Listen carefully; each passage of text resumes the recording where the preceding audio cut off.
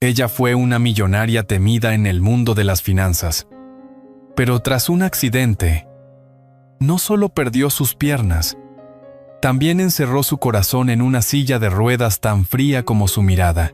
Durante 2 años, nadie pudo tocarla ni física ni emocionalmente, hasta que una noche, una niña se acercó, extendió la mano y lo cambió todo. No fue con medicina, no fue con magia, fue con la fe inocente de una niña. Y desde ese instante, la vida de una mujer que creía estar acabada volvió a comenzar. La noche caía con un silencio espeso sobre Villa Montemayor, una mansión que se alzaba en las afueras de Madrid como un castillo solitario entre las colinas. Era diciembre, y aunque en el interior ardía una chimenea ornamental, el frío no venía del clima, venía de ella. Isabel Herrera, dueña de una fortuna incalculable y de una silla de ruedas de titanio, contemplaba en silencio las luces lejanas de la ciudad desde el ventanal del salón principal. Habían pasado 2 años desde el accidente, 2 años desde que su cuerpo dejó de responderle de la cintura hacia abajo, 2 años desde que su mirada se volvió aún más afilada, más helada, más solitaria. A esa misma hora, en los mármoles pulidos del vestíbulo, se escuchaba el eco discreto de los pasos de Carlos Mendoza, conserje nocturno, padre soltero, hombre de silencios largos y mirada cansada. Limpió cada rincón con meticulosidad, como si el orden exterior le diera sentido al caos interno que había aprendido a domar. No esperaba encontrar a nadie despierto, mucho menos a ella. Fue el sonido apenas audible de la silla, girando lo que lo hizo detenerse. Desde la penumbra, la vio. Isabel estaba sola, sin asistentes, sin nadie, como una estatua viva. Él no dio media vuelta como lo haría otro. Avanzó despacio, sin prisa, hasta quedar frente a ella. Se arrodilló sin dudar, como si fuera lo más natural del mundo. Y entonces, la miró a los ojos. «Quiero ayudarte a caminar de nuevo», dijo con una voz baja, pero firme. Isabel lo miró como si le hubieran escupido en el rostro. Una risa sarcástica le brotó con violencia. Retumbó en las paredes como un eco cruel. ¿Tú? ¿Un conserje? ¿Tú vas a hacer lo que ni los mejores médicos de Europa lograron? Carlos no se movió. No bajó la vista. No parecía ofendido, ni avergonzado. Solo esperó a que ella terminara de reír. Y cuando el silencio volvió, habló de nuevo. «Mi hija se llama Lucía. Nació con parálisis cerebral. Dijeron que no caminaría jamás, pero hace 2 años dio sus primeros pasos.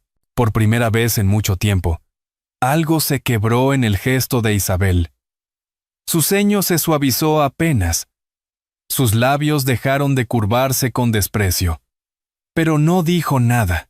Carlos continuó, sin mirar el reloj, sin temor a ser despedido. Habló de años de terapias, de ejercicios imposibles, de noches en vela, de cómo su mujer murió cuando Lucía era apenas un bebé, y de cómo, desde entonces, todo lo que hizo, lo hizo por esa niña. Isabel, que tantas veces había oído discursos de ejecutivos y banqueros, nunca había escuchado una historia dicha con tanta verdad. Las lágrimas llegaron sin aviso, calientes, densas, tímidas. Le recorrieron las mejillas como si llevaran años esperando permiso para salir. No era tristeza lo que sentía. Era otra cosa, una mezcla de rabia, envidia y esperanza. Una palabra que había desterrado hacía tiempo. Esa noche, Isabel no llamó a ningún asistente para que la ayudara a subir. Se quedó sola en el salón, mirando al vacío, mientras en su mente repetía una y otra vez el nombre de esa niña que caminaba. Lucía. ¿Cómo era posible? Carlos se alejó sin pedir nada. No dejó tarjetas, ni consejos. Solo una promesa absurda, casi insolente, pero verdadera. En el pasillo, mientras apagaba las luces, Pensó en la mirada de Isabel. No era solo desprecio lo que había allí. Había miedo. Miedo a volver a creer. Esa noche, por primera vez, Isabel no durmió pensando en informes, sino en una niña desconocida que caminaba. Isabel no podía sacarse de la cabeza aquella historia de amor paterno que desafiaba la medicina. La imagen de aquel hombre arrodillado, hablando con ternura sobre su hija, se colaba en su mente como una melodía que no sabía si odiaba o necesitaba volver a oír. A la mañana siguiente, pidió café sin azúcar y, para sorpresa de su asistente, encendió su tablet, no para revisar las cifras del mercado, ni para leer informes financieros. Quería saber más sobre aquel conserje nocturno que había osado prometerle un milagro. No sabía su apellido, pero lo había visto tantas veces al pasar, siempre en silencio, siempre invisible. «Carlos», lo había dicho la primera noche. Eso bastaba. En menos de una hora, sus asistentes personales, los mismos que solían rastrear movimientos de la competencia en tiempo real, le presentaron un informe que no esperaba. Carlos Mendoza, 38 años, viudo desde hacía una década. Padre de Lucía Mendoza, actualmente estudiante de una escuela pública en Getafe. Isabel deslizaba el dedo por la pantalla, leyendo detalles que no entraban en ningún currículum. Había estudiado por las noches, hecho cursos en línea de neurorehabilitación, asistido a seminarios gratuitos, leído todo lo disponible sobre terapias físicas y cognitivas. No por trabajo, por amor. Cada nuevo documento, cada imagen de Lucía sonriendo con un andador, desarmaba un poco más su escudo. Era imposible no notar lo mucho que se parecían. Esa niña de ojos grandes, con la barbilla levantada, tenía la misma determinación que Isabel veía en el espejo, cuando aún creía que podía ganar todas las batallas. El informe incluía una breve nota de un periódico universitario. Lucía Mendoza. El caso clínico que desafió los pronósticos. Las palabras se le clavaron como agujas suaves. Cerró la tablet, se frotó los ojos con rabia y, sin pensarlo, llamó al timbre. «Pide al conserje que suba cuando llegue esta noche», ordenó al asistente sin dar explicaciones. Pero Carlos no apareció. Esa noche no le tocaba turno. Isabel sintió un leve fastidio que no supo explicar. Al día siguiente, sin avisar, volvió a pedir su expediente y lo hojeó una vez más. Había algo allí que la empujaba, la descolocaba.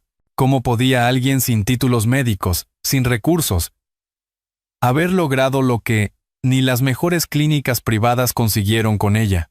Cuando por fin volvió a verlo 2 noches después, lo estaba esperando en el salón, en el mismo sitio, frente al ventanal. Carlos se detuvo al verla, pero no dijo nada. «Quiero conocer a tu hija», dijo Isabel. Sin rodeos. Carlos la miró con sorpresa, sin mostrar emoción. «Va al colegio durante el día. Podría traerla el sábado». «Si eso quiere», no interrumpió Isabel. «Quiero verla en su ambiente. Quiero entender cómo ha hecho lo que ha hecho». Carlos entrecerró los ojos. Había algo nuevo en su voz. No era arrogancia. Era una mezcla de necesidad y decisión. Como si finalmente estuviera dispuesta a moverse, aunque fuera solo emocionalmente. «Tendría que salir de aquí», añadió él. Ella asintió sin pensarlo. «¿Hace cuánto no sale de esta villa?», preguntó Carlos, como quien toca una herida. 2 años, respondió ella, sin rastro de vergüenza. Hubo un silencio largo. «Está bien», dijo él al fin. «Pero si va a venir a mi casa, tendrá que aceptar una condición». «¿Cuál?». «Si de verdad quiere entender, tendrá que intentarlo. No como paciente, como mujer, como persona que no ha renunciado a su vida». Isabel se quedó callada. Algo dentro de ella se revolvía con fuerza. El orgullo le gritaba que no lo necesitaba, pero había otra voz, más baja, más sincera, que le susurraba que quizás Solo quizás. Ya no podía seguir fingiendo que estaba completa. Carlos se giró para irse. Isabel no lo detuvo. Isabel miró la puerta principal de la villa por primera vez en 2 años y pensó, ¿y si, por primera vez en 2 años, las ruedas de la silla de Isabel tocaron el asfalto de Getafe? El chofer la ayudó a bajar del coche con cuidado. Mientras ella se sujetaba el abrigo, más por pudor que por frío, había pedido que no llevaran escolta, ni asistentes, ni protocolo. Solo ella, su silla y el vértigo de lo desconocido. El edificio donde vivía Carlos era modesto, de ladrillos rojizos, con macetas desordenadas en las ventanas y un murmullo constante de vida. Niños jugaban en el patio interior. Vecinos saludaban desde los balcones. Una señora mayor vendía panecillos dulces junto a la entrada. Isabel no recordaba la última vez que alguien la había mirado sin calcular su fortuna. Carlos la esperaba en la puerta. Vestía sencillo, como siempre, pero tenía una chaqueta limpia y el cabello algo más peinado. Sonrió sin alardes. «Gracias por venir», dijo con sinceridad. Isabel asintió. No había nada que añadir. Entraron al ascensor, que se sacudía con cada piso como si dudara de su propio funcionamiento. Al llegar, una puerta decorada con dibujos de colores los recibió. Isabel parpadeó. Eran dibujos de una niña. Lucía. La puerta se abrió antes de que Carlos pudiera tocar. «¡Papá!», gritó una voz alegre. «¿Es ella?». Lucía apareció corriendo caminando con ayuda de 2 soportes ligeros, con una energía que desbordaba todo el pasillo. Tenía el cabello castaño recogido en 2 trenzas y unos ojos que brillaban como el sol de otoño. «¡Hola, señora!». «Soy Lucía», dijo, deteniéndose justo frente a Isabel y extendiendo la mano con naturalidad. Isabel se la estrechó. Un poco torpe. No esperaba eso. Esperaba una niña débil, dependiente, callada. «No esta chispa», encantada logró decir. Lucía giró y caminó hacia adentro, sin darse importancia, como si fuera lo más normal del mundo. Isabel la siguió con la vista, aún incrédula. Carlos le indicó que pasara. El apartamento era pequeño, pero cálido. Había fotos por todas partes, de Lucía en distintas etapas, con aparatos de rehabilitación, en una piscina, sobre una bicicleta adaptada. En una repisa había libros médicos, cuadernos de apuntes y juguetes mezclados. «Es todo. Muy distinto a mi casa», murmuró Isabel. Sin sarcasmo. «Aquí se camina con el corazón antes que con las piernas», respondió Carlos. Lucía preparó chocolate caliente. Mientras removía con una cuchara de madera, explicó cómo su papá había convertido cada ejercicio en un juego, cada caída en una anécdota. «Al principio lloraba mucho», dijo ella. «Pero papá me decía que mis piernas no eran malas, solo que estaban aprendiendo un idioma nuevo». Isabel sonrió. No fue un gesto educado, sino real. Lucía la miró de reojo. «¿Quieres intentar?», preguntó la niña. «Solo un poquito». Carlos se levantó enseguida. Isabel dudó. Su silla parecía de pronto más pesada. Pero la mirada de Lucía era tan limpia, tan sin juicio. «Está bien», susurró. Carlos la ayudó a colocarse frente a un pasamanos portátil que había en la sala. Lucía se puso a un lado, marcando el ritmo. Isabel intentó mover un pie. Nada. Se concentró. Otra vez. Nada. Una tercera vez. Sintió una punzada. No dolor. Rabia. «No puedo», dijo, con voz quebrada. Aún no corrigió Lucía, y la abrazó con suavidad. «Pero prométeme que no te vas a rendir». Isabel no supo qué decir. Se dejó abrazar. Hacía tanto que nadie la tocaba con ternura. Esa tarde, al regresar a la villa, Isabel sintió que algo había despertado, y que ya no quería volver a dormir. Mientras el sol apenas tocaba los cristales de la villa, comenzaba una batalla no en la bolsa de valores, sino en los músculos dormidos de una mujer que una vez lo tuvo todo. A las 6 en punto, como un ritual secreto, Carlos entraba en la sala que había transformado en un gimnasio improvisado. Allí estaban las paralelas, unas pesas livianas, una esterilla de yoga y un par de aparatos que había construido con madera y cinta aislante. Isabel lo esperaba ya sentada en su silla, sin maquillaje, sin asistentes. Llevaba ropa cómoda y una expresión entre escepticismo y determinación. Lucía la llamaba modo guerrera, aunque solo aparecía en las mañanas, antes de que las dudas la alcanzaran. Los primeros días fueron brutales. Carlos empezaba con movimientos simples. Levantar los brazos, girar el cuello, intentar tensar los abdominales. Ejercicios que, para alguien como Isabel, acostumbrada a dominar cifras y salas de juntas, resultaban humillantes en su simpleza. A menudo perdía la paciencia. Gritaba. Arrojaba la toalla al suelo. En una ocasión incluso golpeó con rabia el respaldo de la silla. «Es inútil», exclamó un día jadeando. «No siento nada. No soy como tu hija. Ya estoy rota». Carlos no se alteraba. Se agachaba, recogía la toalla y decía con calma: «Lucía tardó 6 meses en mover un dedo del pie. ¿Cuánto llevas tú?» «1 semana».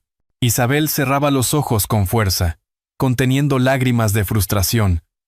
Pero al día siguiente, volvía. Pasaron los días. Luego semanas. Lucía venía los fines de semana y convertía los ejercicios en pequeñas aventuras.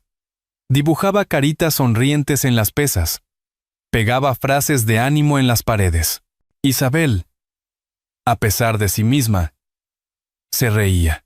«Hoy es el día en que tu pierna izquierda recuerda cómo hacer su trabajo», le decía la niña, mientras le colocaba una cinta de color rosa, un lunes cualquiera. Mientras Carlos le masajeaba suavemente los muslos, Isabel sintió algo. Una presión leve. Un cosquilleo. Apenas un susurro corporal. Pero estaba allí. Carlos susurró. «Pálida. Espera». Y, pálida. Él la miró, atento. Isabel cerró los ojos. Se concentró. Y entonces, por una fracción de segundo, el músculo anterior del muslo se contrajo. ¡Se movió! «¡Carlos! ¡Lo sentí!», gritó, con los ojos abiertos como una niña en Navidad. Carlos no respondió con palabras. La abrazó. Fue un gesto breve, contenido, pero tan lleno de emoción que Isabel no pudo contener el llanto. «Creí que estaba muerta por dentro», dijo entre sollozos. «Pero tú has encendido algo». «No fui yo», respondió él. «Fuiste tú. Solo necesitabas recordar que aún puedes». Esa noche, Isabel no encendió su ordenador. No revisó correos. Se quedó en el salón, en silencio, con una manta sobre las piernas. Observó las paredes, que ahora estaban llenas de notas adhesivas de colores, dibujos de Lucía y fotografías de sus primeros logros. Subió a su habitación sin pedir ayuda. Al llegar, escribió en su diario un cuaderno que había estado guardado desde el accidente. «Hoy comencé a volver. A veces el milagro no es volver a caminar, sino encontrar un lugar donde querer quedarse». Isabel lo comprendió sin palabras, sin un momento exacto. Fue un proceso lento, como si la luz volviera a colarse por rendijas olvidadas.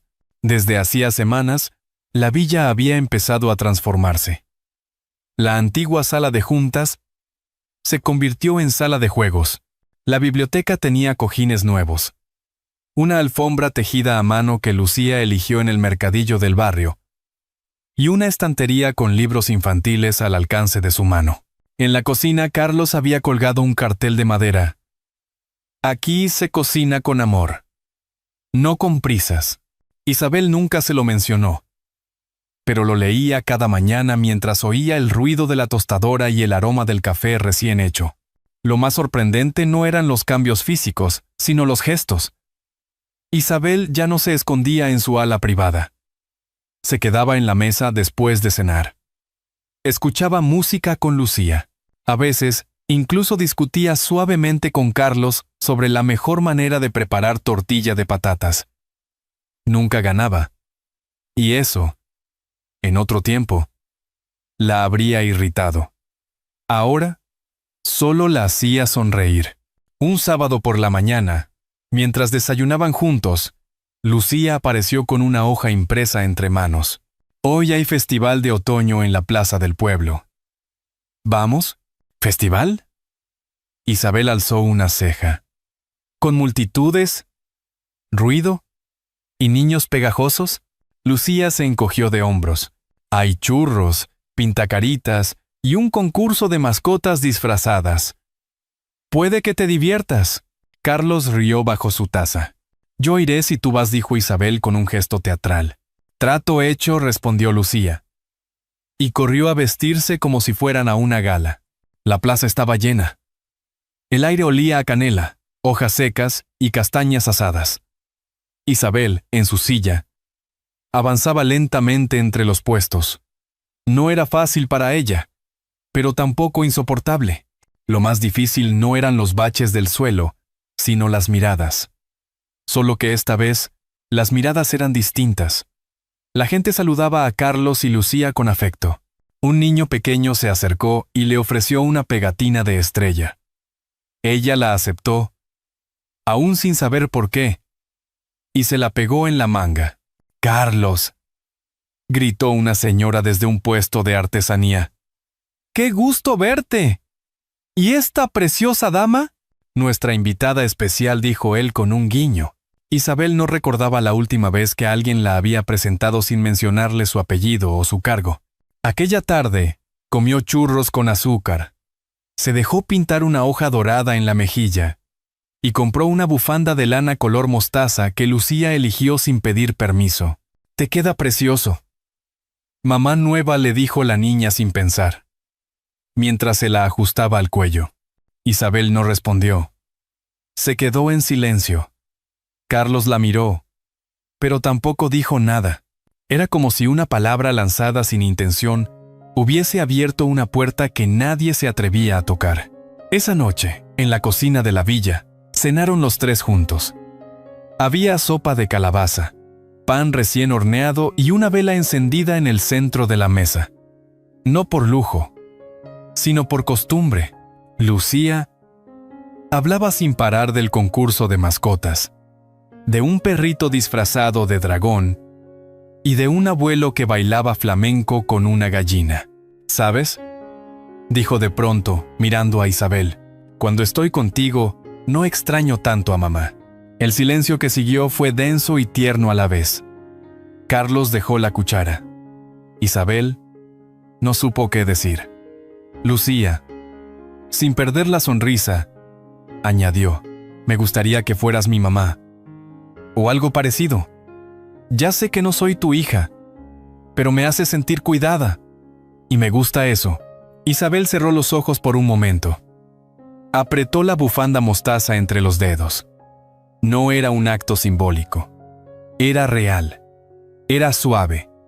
Era un abrazo invisible. «Gracias», Lucía dijo finalmente. «Eso significa mucho para mí». La niña se levantó, fue hasta ella y la abrazó. Isabel, sin pensarlo, le acarició el cabello.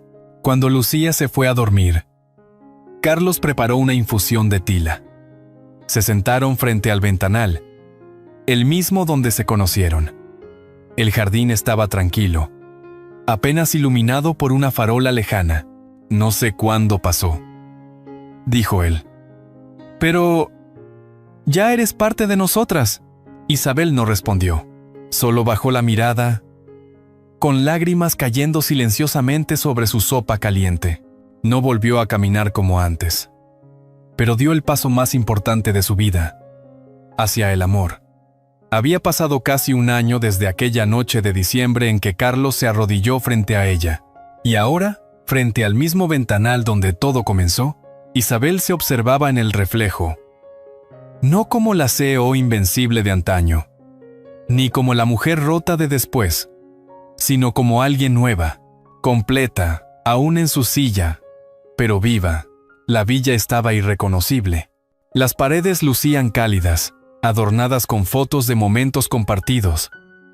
Lucía pintando huevos de Pascua, Carlos cocinando paella, Isabel riendo con una taza de chocolate caliente.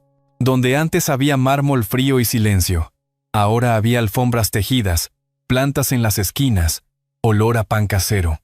Ese día se celebraba algo especial. No una boda de gala, ni un evento de etiqueta. Solo una ceremonia pequeña, íntima, en la capilla del pueblo. Lucía había insistido en que llevaran flores silvestres y Carlos en que el menú incluyera churros. Isabel, por su parte, eligió un vestido blanco sencillo, de lino, con mangas largas. Se recogió el cabello con una peineta antigua que había pertenecido a su madre. El párroco, el mismo que bautizó a Lucía años atrás, los esperaba en el altar. Había pocos invitados. Algunos trabajadores de la villa, 2 vecinas de Getafe, una fisioterapeuta que se había convertido en amiga, y varios pacientes del nuevo programa de rehabilitación que Isabel había fundado. Lucía, vestida de azul claro, caminó entre los bancos con paso firme, llevando los anillos. Sus ojos brillaban. Carlos la recibió con una sonrisa que decía todo sin palabras. Durante los votos, Carlos tomó la mano de Isabel y la miró con ternura. Nunca prometí que caminarías, pero sí prometí que volverías a vivir. Isabel con voz serena respondió. Y lo cumpliste. Me ayudaste a caminar con el corazón. Lucía, que hasta ese momento había mantenido una compostura casi adulta, rompió en llanto. Corrió hacia ellos, los abrazó con fuerza y dijo en voz alta, «Ahora sí somos una familia de verdad». Nadie pudo contener las lágrimas. Incluso el párroco carraspeó 2 veces antes de continuar. Después de la ceremonia, en el jardín de la villa, compartieron risas, música, pan con tomate y copas de cava. Había farolillos colgando, una mesa de postres con dibujos hechos por Lucía, y un rincón de fotografías donde se veía el antes y el después de Isabel. Pero lo más emotivo no fue la fiesta. Fue lo que vino después. Cuando todos se habían ido, y la casa quedó en silencio, Carlos e Isabel se quedaron en el mismo salón donde todo comenzó. Él se sentó junto a su silla, como la primera vez, pero ahora sin miedo, sin dudas, solo con amor. ¿Sabes cuál fue el verdadero milagro?, preguntó ella. Dímelo tú, respondió él, aunque ya lo sabía. Pensé que el accidente fue el final. Pero era solo el principio de lo que realmente importa. Carlos tomó su mano. No hacía falta decir nada más. Lucía, desde el jardín, gritó, «Mamá, papá, vengan». Y por primera vez, Isabel giró sus ruedas, sin miedo. Esa noche, mientras Lucía dormía profundamente en su nueva habitación, e Isabel y Carlos recogían los últimos vasos, hubo una paz silenciosa que lo llenaba todo. Isabel no había recuperado del todo el uso de sus piernas. Tal vez nunca lo haría, pero había aprendido a amar sin condiciones, a ser amada sin pretensiones, a encontrar alegría en las pequeñas victorias cotidianas. Herrera Holdings seguía funcionando, pero con otra mirada. Isabel había creado un fondo de apoyo para empleados con discapacidad, becas para familias monoparentales y una alianza con hospitales públicos para compartir tratamientos.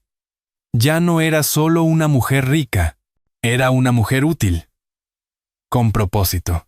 Cada noche, cuando regresaba a casa, no la esperaban informes financieros. La esperaban la risa de Lucía en la cocina, el olor a sopa que Carlos preparaba, y una mesa donde siempre había un lugar para ella. El conserje nocturno había cumplido su promesa imposible. No la hizo caminar con las piernas, pero la ayudó a dar los primeros pasos hacia una vida que realmente valía la pena vivir. Y en ese proceso, los tres descubrieron algo aún más poderoso. Los milagros más grandes no son los que nos devuelven lo que perdimos, sino los que nos hacen encontrar lo que no sabíamos que estábamos buscando. Villa Montemayor ya no era una prisión dorada de soledad. Se había convertido en un hogar donde cada día se celebraba el milagro del amor que supera toda barrera, toda limitación, todo miedo. A veces, los momentos más significativos no se celebran con fuegos artificiales, sino en el silencio de una cocina compartida, en una mirada cómplice o en una bufanda mostaza tejida con cariño. Isabel, Carlos y Lucía no necesitaban apellidos compartidos para convertirse en familia. Solo hicieron falta paciencia, ternura y el valor de volver a creer. ¿Y tú?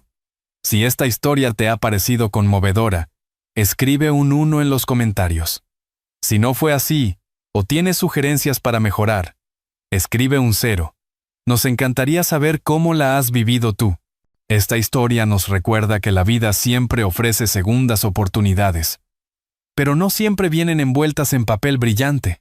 A veces llegan en forma de una niña insistente, un conserje silencioso o una mujer que, aún sin sentir sus piernas, aprendió a caminar con el corazón.